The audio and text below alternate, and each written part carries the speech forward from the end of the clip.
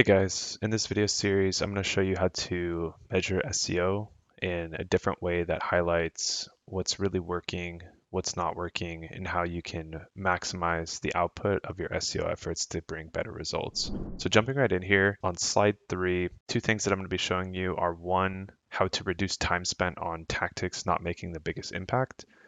This is a big issue with SEO, being that there's so many different tactics and things that you can do to your website depending on your website size, depending on what industry you're in, what type of pages you have, your strategy can get pretty convoluted. The second thing I'm going to show you is how to listen to Google search and what your audience is telling you through data measurement. So jumping in, just a quick recap, slide 4 here. You need more traffic because you need more revenue, and you only get those two things by really these two values.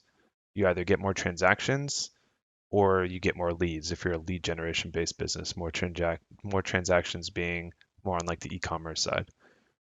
And your solution is to create an efficient SEO execution. So having a very efficient strategy where you're spending your time and resources is very, very crucial towards maximizing the value you're getting out of your SEO budget if you're hiring an agency or getting the maximum value out of an internal team.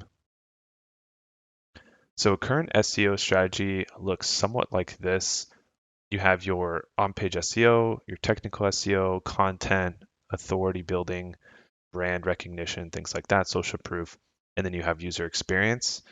I would say most SEO campaigns or strategies revolve around these 5 pillars.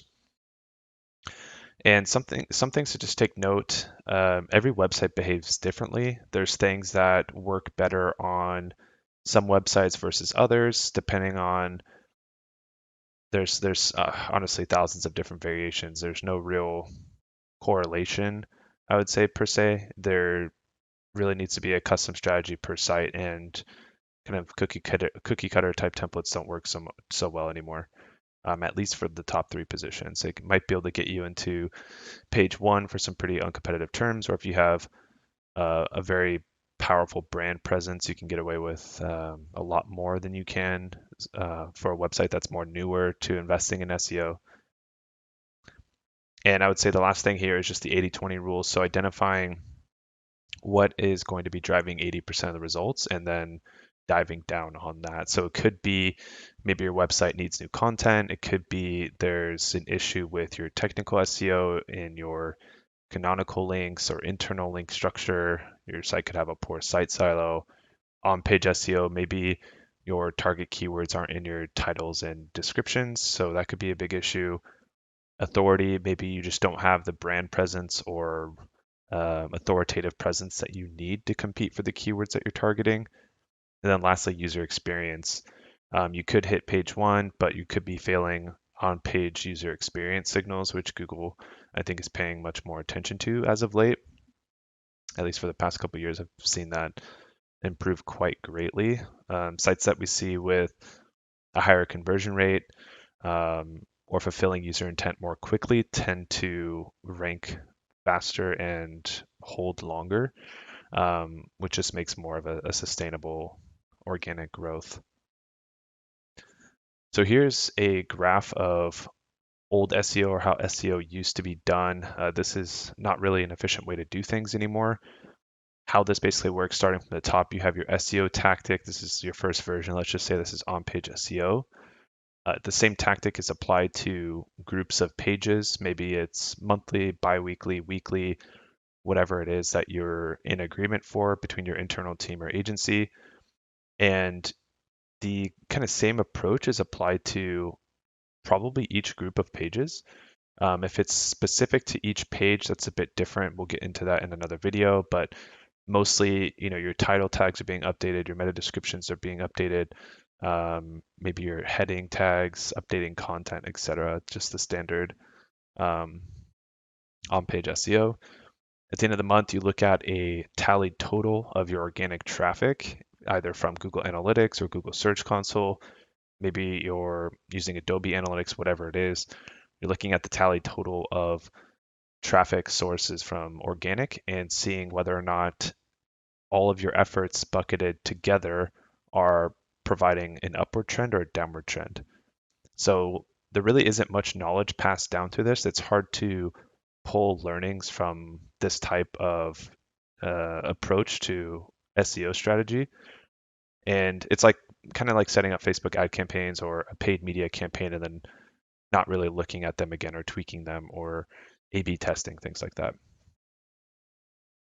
So going into slide 7 here, this is the kind of new SEO way, or it's more efficient from what we've tested.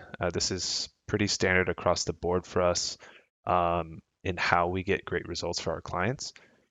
So breaking this down, our SEO tactic version 1.0, this is our cocktail of what we've seen work for other clients, preferably in the same industry and preferably on the same page type. So we wouldn't apply the same tactic we would to a PDP versus a category page versus a an article page or like a blog page or something like that. Those are each going to have their own different techniques and what we do to improve those rankings and organic traffic and revenue.